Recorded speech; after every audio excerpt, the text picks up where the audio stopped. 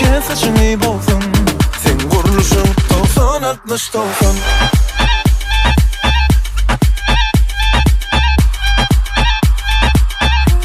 90-60-90.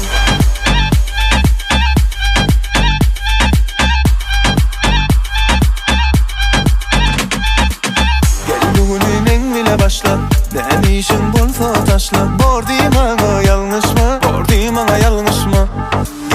Gel bugünün en bile başla. Gel bugünün en bile başla. Bordi bana yanlış mı? Bordi bana yanlış mı? Her gün ben yanımda bolsam, yemişe kucağıma dursan.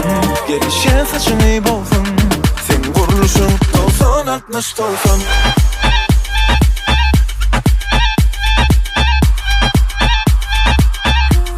90-60-90.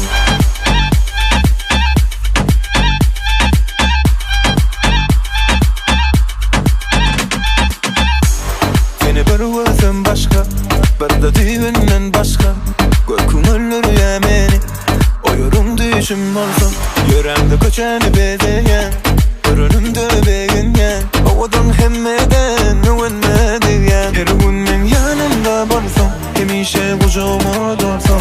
Gelişe saçını bolsun, sen kuruluşun 90-60-90.